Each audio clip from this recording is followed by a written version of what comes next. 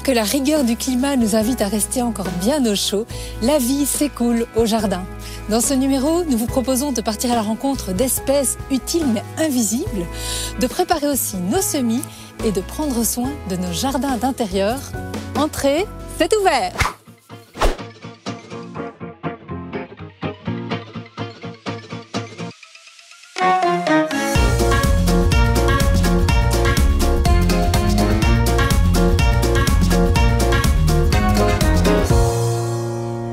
Et si on retournait au jardin? D'autant que ces derniers jours, le soleil a refait son apparition. Bon, par contre, ce n'était pas encore le cas de la température. Du coup, l'équipe vous a concocté un chouette programme entre bons plans extérieurs, portraits sympathiques et quelques séquences au chaud consacrées à nos jardins d'intérieur. Ça vous dit? Alors on y va, direction Liège pour commencer dans les serres du jardin botanique. Elles abritent des collections de plantes magnifiques dans de superbes serres de style victorien. Exemple exceptionnel d'une architecture utilisant le fer et le verre au 19e siècle. L'exotisme y est partout. Des plantes du monde entier y sont conservées sur plus de 1000 mètres carrés. Et sous plusieurs climats, bien évidemment. Olivier, on a le plaisir de te rencontrer ici au Jardin botanique de Liège. C'est un espace assez surprenant, là en plein centre-ville. Quelle est l'histoire de ce lieu? Alors ces serres ont été créées au 19e siècle, à l'origine pour diffuser les savoirs sur la botanique et pour y faire de la recherche scientifique, surtout à destination des universitaires. Aujourd'hui, on s'est ouvert à tous les publics en proposant un large panel d'activités, ateliers, visites thématiques, conférences. Tout au long de l'année, on a un programme qui est disponible sur notre site. Avec un lieu d'accueil très charmant, on est dans l'orangerie ici, c'est un peu votre vitrine. On peut y boire un petit café, comme ici. Donc l'idée, c'est aussi de créer du lien avec le quartier. Exactement, donc on a un lieu de vie dans le quartier où tous les habitants du quartier peuvent venir s'asseoir, manger un morceau, inviter leurs amis. Et donc c'est vraiment un lien qu'on veut conserver avec notre ancrage ici à Liège. Quelle chance d'avoir ça près de chez soi. Et alors en contrebas, les serres qui nous appellent. Là, moi j'ai bien envie d'aller les découvrir. Allons-y.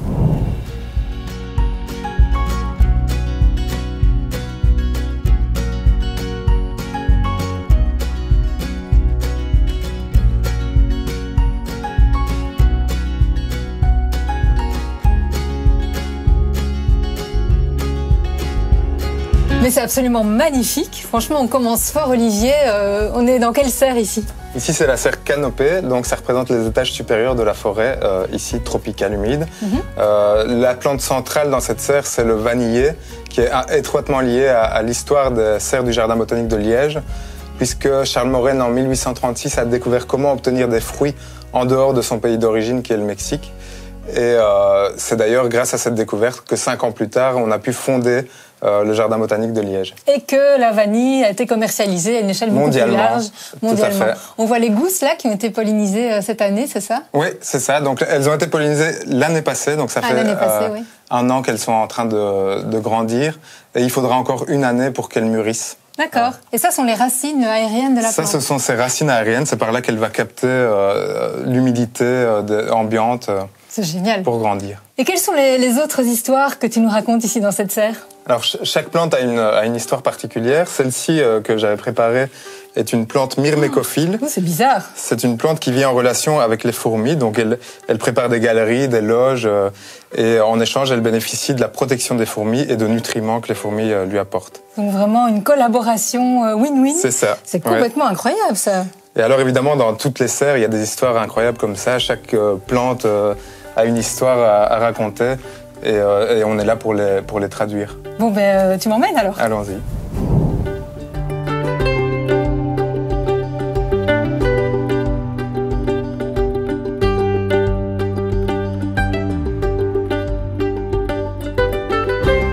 On a complètement changé de décor ici. Quelle est la spécificité de cette serre? Alors ici, c'est la serre néphéliphylle, littéralement amie des nuages. C'est joli. C'est un climat de montagne tropicale dans lequel il fait toujours humide, avec des températures assez stables, fraîches. Alors on retrouve une large diversité de plantes dans ce climat-là, mais ici, c'est représenté surtout par 3 grandes familles, les orchidacées, les broméliacées et les nepentacées, avec le genre Nepenthes. On voit ici une urne de Nepenthes. C'est une carnivore, hein, ça? C'est une plante carnivore qui attire les insectes par du sucre ici au-dessus. Puis les insectes vont glisser dans un suc digestif et progressivement être digérés par la plante qui va s'en servir pour grandir et suivre sa vie. La nature peut être cruelle parfois. Oui, mais aussi il y a beaucoup d'inspiration qui peut nous venir de la nature. Je vais d'ailleurs te montrer le doyen des cerfs. Ah oui, ça me dit bien. Voilà, c'est par là? Oui.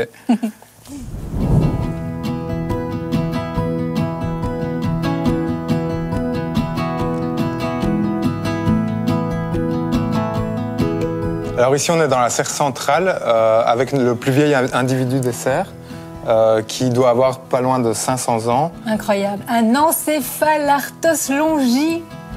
C'est son nom. 500 ans. 500 ans, c'est une estimation parce qu'il a dû arriver ici, il avait une certaine taille. Mais c'est incroyable, comment on explique que les plantes peuvent vivre si longtemps? Alors théoriquement, beaucoup de plantes sont immortelles parce qu'en fait, on peut faire des descendants qui sont des clones de leurs parents. Et donc, il n'y a pas de raison pour que ça s'arrête. C'est d'ailleurs ce qui fait que les plantes existent toujours aujourd'hui et qu'elles ont traversé l'évolution. Oui, puis ce qui est frappant quand on visite ces serres, c'est d'abord la diversité, mais aussi la capacité d'adaptation de toutes ces espèces qui ont surmonté des obstacles et toutes sortes de choses. Tout à fait. En fait, c'est ça qui fait la richesse du monde végétal, c'est ces 450 millions d'années d'évolution pendant lesquelles elles ont fait face à de nombreuses contraintes. Et le monde végétal, en fait, génétiquement, est beaucoup plus riche que le monde animal parce que le monde animal a toujours fui face à certains dangers, ce qui les a en quelque sorte appauvris. D'accord. Ben voilà une belle réflexion à méditer. Inspirons-nous plus du monde végétal. On a vu qu'un tout petit morceau de ces serres incroyables. N'hésitez pas à venir y faire un tour, ça vaut vraiment, vraiment le coup. Vous trouverez toutes les infos sur le site internet qui s'affiche ici sur votre écran. Pas question pour autant de les quitter, on y reviendra un peu plus tard dans l'émission. Mais pas le temps pour autant de méditer sur le monde végétal. Enfin, pas maintenant tout de suite en tout cas, parce que François nous attend là-bas pour ses bons plans. Il est dans les starting blocks pour recommencer à travailler au jardin. N'est-ce pas François? On parle semis aujourd'hui, c'est ça? J'ai choisi aujourd'hui de semer différents légumes comme les salades paumées, les courgettes ou encore les tomates.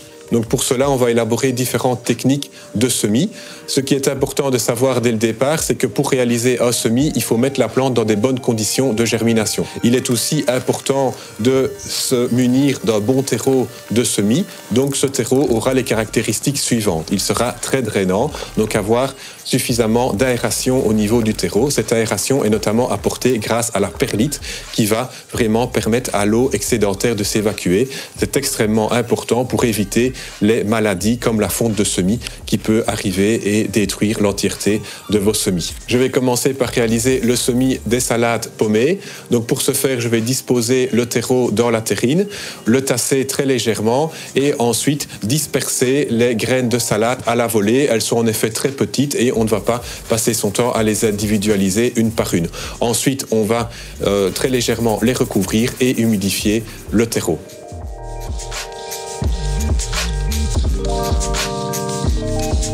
Ensuite, je vais vous expliquer une deuxième technique qui est de semer directement dans un pot. Donc pour ce faire, je vais remplir préalablement tous les pots avec le terreau de semis de qualité et le tasser très légèrement. Ensuite, je vais individualiser les graines de courgettes qui sont en effet plus grandes et je vais en disposer une par pot. Nous allons avoir une courgette qui va pouvoir se développer correctement et être repiquée par après dans un plus gros pot ou directement dans la serre.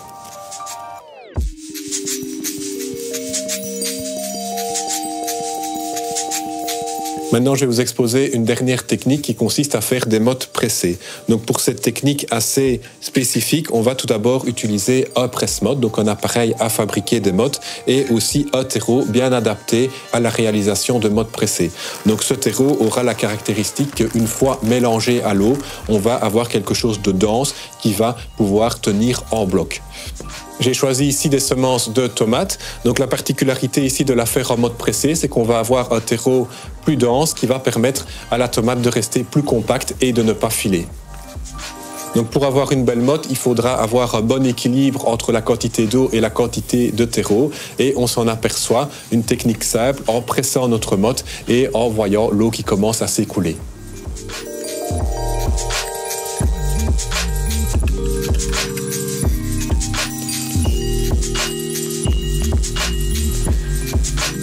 Donc il me restera maintenant à remettre un peu de terreau sec sur chaque semence de tomate. De cette façon, on la recouvre légèrement. Et la touche finale consistera à saupoudrer de sable fin. Le principe, c'est de garder en fait une motte le plus longtemps possible humidifiée. Soyez attentifs aux conditions de germination. La lumière en est une, la température en est une autre. Toutes les cultures, tous les semis ont chacun une température optimale et minimale de germination. Par exemple, le semis de laitue aimera une température optimale de 15 degrés pour germer. Merci François. Et si on retrouvait Virginie? Elle a décidé de nous parler d'un super héros du jardin. Une idée? Il est d'apparence douteuse, mais plutôt bien utile. Oui, c'est ça, le ver de terre. Les vers de terre sont considérés comme des espèces banales, voire repoussantes quand on leur accorde de l'attention. Et pourtant, ce sont de véritables héros du jardin. Ils jouent un rôle majeur dans la fertilité de nos sols. Tout d'abord, en creusant des galeries, ils vont amener l'air et l'oxygène sous terre. Leur déplacement va aussi mélanger les différentes couches du sol. Et puis, ils vont aussi permettre aux racines des plantes de s'infiltrer plus facilement sous terre et d'aller chercher les minéraux et l'eau dont elles ont besoin. On distingue 3 grandes espèces de vers de terre qui ont chacune un rôle spécifique sous terre, vous allez voir. Les premiers, ce sont les épigées, qu'on appelle aussi les vers de compost. Des petits vers qui font entre 1 et 5 cm, qui sont tout fins, tout rouges. Voilà, les petits épigées qui vont décomposer et recycler la matière organique. Alors ces vers, ils évoluent toujours dans l'humidité et l'obscurité à l'abri du soleil pour ne pas se dessécher. Ils sont tous hermaphrodites aussi. Je vous montre les 2 autres espèces au potager. Le deuxième groupe de vers, ce sont les endogées. Alors pour les trouver, il faut creuser un peu dans le sol à 25-30 cm de profondeur, puisque ceux-ci creusent des galeries horizontales. Ce sont des vers qui sont un peu plus grands que les épigées, plus blanchâtres aussi, et ils se nourrissent à la fois de matière organique, donc tous les débris végétaux qu'on aura à la surface, et aussi de terre, de matière plus minérale. Et enfin, le troisième groupe, ce sont les anéciques, les plus gros vers, connus aussi sous le nom de lombriques. Eux vont chercher la matière organique en surface et l'emmener loin dans les galeries verticales qu'ils creusent jusqu'à plusieurs mètres de profondeur. Ils vont aussi y ingurgiter la matière minérale sous forme d'argile, de sable, et ils vont digérer tous ces éléments pour créer ce qu'on appelle le complexe argilo-humique et qui va fertiliser nos sols, notamment via les petites déjections qu'ils pourront faire en surface. Apprenons donc à vivre avec ces vers de terre et à favoriser leur présence au potager notamment, avec 3 gestes simples. Évitez les pesticides, évitez aussi de trop travailler votre sol et pour ne pas le déstructurer, privilégiez la fourche bêche plutôt que la bêche. Et enfin, nourrissez votre sol avec de la matière organique pour donner à manger aussi à tous ces vers et autres espèces qui contribuent à rendre vos sols vivants et fertiles. Ah ben oui, il leur faut des super muscles à ces super-héros. Enfin, on n'est pas sûr que le mot muscle soit le mot le plus adapté dans cette situation. En tout cas, nous devons une fière chandelle à tout ce monde invisible. Il faut réapprendre à travailler avec les vers de terre et toute la biodiversité dans nos sols. Bon, après cette séquence portrait, on vous propose de repartir du côté de Liège, dans les serres du jardin botanique. On y va! Nous voici de retour dans ce magnifique cadre de l'orangerie. On a devant nous une sélection de plantes d'intérieur. Max, quels sont tes conseils pour nous aider à mieux prendre soin de ces jolies plantes? Je prendrais déjà une plante et avec son étiquette, voir son nom latin ou son nom français. On peut aller facilement retrouver via les livres ou Internet son origine. Et l'origine nous aidera à savoir où on peut la mettre au niveau exposition, comment on peut l'arroser en fonction de si c'est une forêt tropicale ou une région désertique. Et là, on aura un peu plus d'informations un peu intuitivement. C'est ça, donc vraiment être curieux, s'intéresser à la plante. Alors tu parlais d'arrosage justement, on a souvent tendance à trop arroser ou trop peu, là aussi, comment s'y retrouver? Et puis ça dépend aussi des substrats en général du magasin ou de comment on rempote.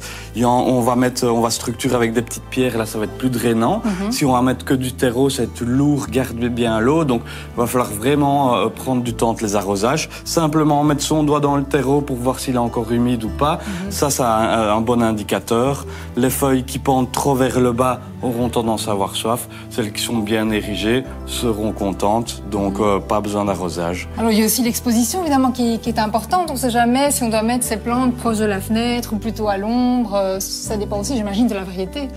Oui, exactement. Comme ici, on peut voir cette petite plante qui a une tendance grimpante. Ouais. Ces plantes grimpantes vont être d'origine tropicale et vont pousser au niveau du sol où il n'y a pas beaucoup de lumière et vont grimper, aller chercher la lumière.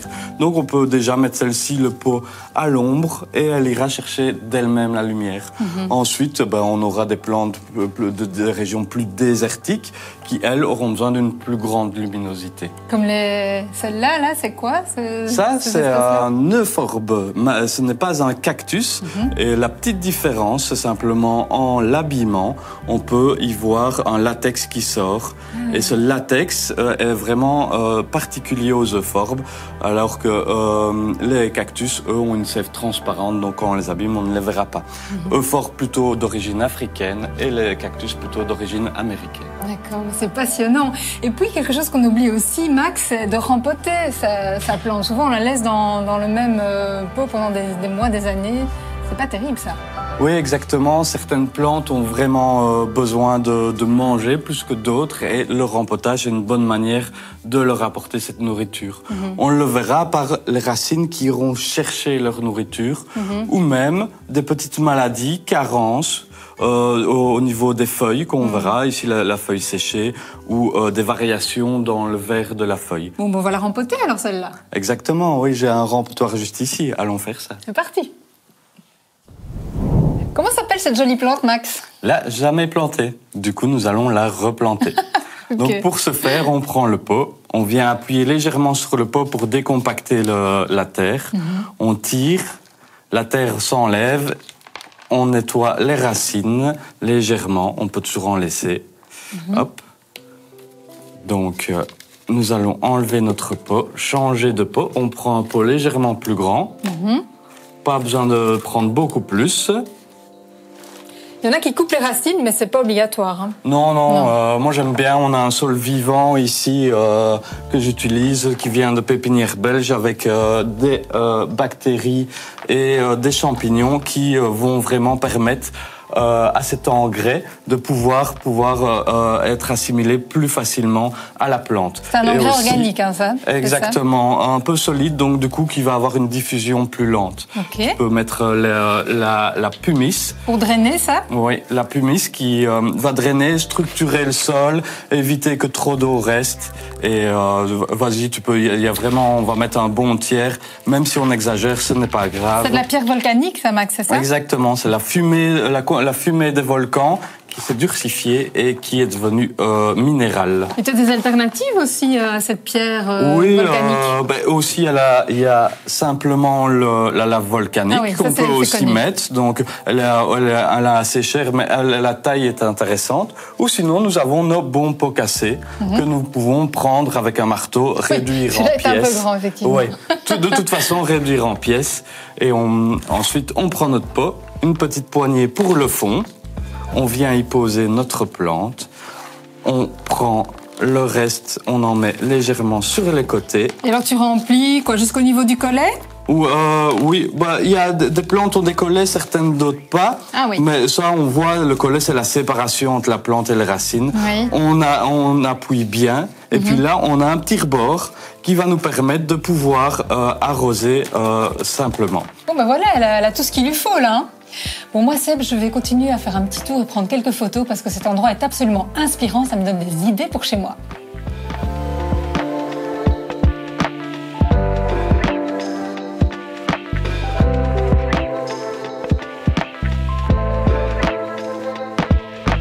Et surtout, tout est si harmonieux. Maxime et toi, Virginie, habillés en vert, avec de la verdure tout autour de vous, c'est beau. Merci la Réal. On en sait plus sur les bons soins à donner à nos plantes d'intérieur en tout cas. Merci pour ça. Pendant que tu fais ton petit tour Virginie, c'est l'heure de notre moment Guide Nature. Avec notre partenaire les Cercles des Naturalistes de Belgique, nous dressons les portraits de guides nature. Ces guides vous proposent des activités toute l'année. Ici par exemple, Benoît Goki est le président du Tournésis, un cercle dynamique au cœur du PNPE, le parc naturel des Plaines de l'Escaut. Alors on a débuté il y a déjà une bonne trentaine d'années avec quelques petits sites qu'on avait en gestion. Et puis ici, ça s'est accéléré avec le projet Aires protégées. Les CNB ont réussi à acquérir d'autres parcelles. Et le site aujourd'hui couvre une superficie quand même assez importante, à savoir 8 hectares 60. Donc ce n'est pas négligeable en zone périurbaine ici, donc à l'approche de la ville de Tournai. Alors ici c'est un site qui est difficile à traverser, on le voit derrière moi, il n'y a pas réellement de cheminement à l'intérieur du site et donc c'est un site qui se parcourt plutôt en bordure. Il y aura effectivement, ça c'est prévu dans le projet en cours, d'avoir des avancées dans le site avec des observatoires, des plateformes qui permettront effectivement aux riverains de pouvoir observer davantage la faune et la flore sur le site. C'est à vocation ornithologique, ça veut dire que l'avifaune nicheuse ici est quand même relativement diversifiée, sensible également, donc notamment aux perturbations, voilà, à la fréquentation du site à la belle saison. Et donc on se doit évidemment de canaliser le public plutôt en bordure du site. Concernant donc les habitats présents ici sur le site, en fait c'est un site qui abrite une mosaïque vraiment de milieux très différents. On a des roselières, on a des carissés, des mégaforbiers, on a des boisements en recolonisation, on a des prairies humides avec des eunantes fistuleuses et la rare eunante à feuilles de silo. Donc ce sont vraiment des habitats qui sont devenus rares et qu'il faut pouvoir préserver. Il y a déjà une activité assurée par des bénévoles ici cet hiver, c'est le passage prénuptial des amphibiens. En fait, les amphibiens qui sont dans les zones d'hibernation ici en bordure du site vont converger à partir de ici, voilà, mi-février, fin février, en fonction un peu de la météo, vers les mares de reproduction. Et c'est lors de ce passage prénuptial qu'effectivement, il peut y avoir une mortalité par le trafic routier. C'est pourquoi on a demandé à la ville de Tournai un arrêté de police qui permet de fermer 3 barrières. Je tiens vraiment à remercier les 2 bénévoles qui chaque année se mobilisent pour pouvoir effectivement le matin très tôt et le soir aussi baisser, ouvrir les barrières. C'est indispensable évidemment pour maintenir cette population d'amphibiens sur le site. La formation Guide Nature des CNB a 50 ans. Laissez-vous guider en pleine nature, près de chez vous et partout en Belgique grâce au Cercle des naturalistes. Pour plus d'infos, rendez-vous sur leur site internet. Tiens, et si nous nous quittions sur une dernière thématique, le portrait de la chouette d'Athéna. Son nom vient de la déesse grecque de la sagesse qui, comme la chouette, peut, soi-disant, voir la lumière par-delà les ténèbres. Pour la chouette, pourquoi pas? Pour Athéna, j'ai des doutes. La saison de reproduction de ces rapaces nocturnes commence par les parades nuptiales, qui empêchent parfois Virginie de dormir. Du coup, elle a décidé de vous parler de cette chouette. La mi-février marque le début de la saison des amours chez la chevêche d'Athéna. Cette petite chouette, à l'allure trapue, mesure à peine 20 cm. Son plumage est marron, grisâtre, ponctué de taches blanches et elle possède 2 sourcils blancs qui surlignent ses grands yeux jaunes. Comme tous les rapaces nocturnes, elle est dotée d'un bec crochu, de serres puissantes et elle a une capacité de faire pivoter sa tête à 270 degrés. La chevêche est la plus diurne des rapaces nocturnes. Il n'est pas rare en effet de l'observer en pleine journée, posée sur un piquet, un muret ou le fêtage d'un toit. On lui doit son nom au grec, qui la considérait comme la messagère de la déesse Athéna. La chouette chevêche affectionne les milieux ouverts, les zones agricoles, mais aussi les périphéries de villages, voire le vieux bâti.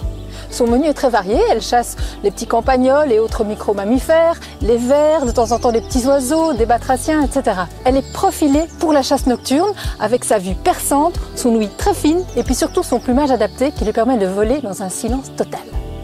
Comme elle ingurgite ses proies en une fois, durant la digestion, son organisme va rejeter tout ce qui n'est pas assimilable, tout ce qui n'est pas comestible, sous forme de pelotes qu'on appelle des pelotes de réjection. Ici, j'en ai retrouvé quelques-unes dans ma grange. Et quand on décortique ces petites pelotes, on peut retrouver les restes des petits animaux que la chouette aura mangés. La chevêche niche dans les cavités des vieux arbres, comme les vieux fruitiers, les saules têtards, et de temps en temps, elle s'installe aussi dans le bâti ancien. Elle a longtemps souffert de l'intensification de l'agriculture, des pesticides notamment, mais aussi de la perte de ses habitats naturels comme les vieux vergers, les alignements d'arbres, les haies, etc. On peut donc l'aider de multiples façons, en préservant les vieux arbres, en plantant des fruitiers haute tige et en installant des nichoirs. C'est ce qu'on a fait nous dans notre grange et ça fait quelque temps qu'on voit un couple qui parade à l'entrée de ce petit gîte. On espère vivement avoir des jeunes cette année. Merci Virginie. Merci à tous tes intervenants pour cette émission riche en conseils et en bonnes pratiques. Je suis sûr que cela promet de bons moments au jardin pour nos téléspectateurs. Vous n'êtes pas d'accord? Merci de nous avoir suivis en tout cas. Merci de votre fidélité et n'hésitez surtout pas à retrouver tous nos replays et nos bonus sur les pages Facebook et YouTube de l'émission. Alors, à tout bientôt.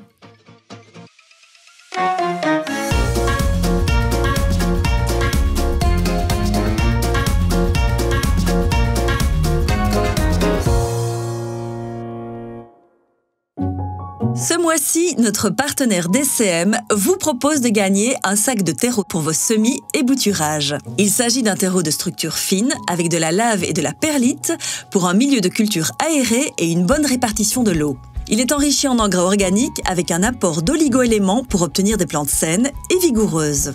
Pour remporter ce concours, c'est très simple. Répondez à la question suivante. Quel âge a le doyen des serres du Jardin botanique de Liège?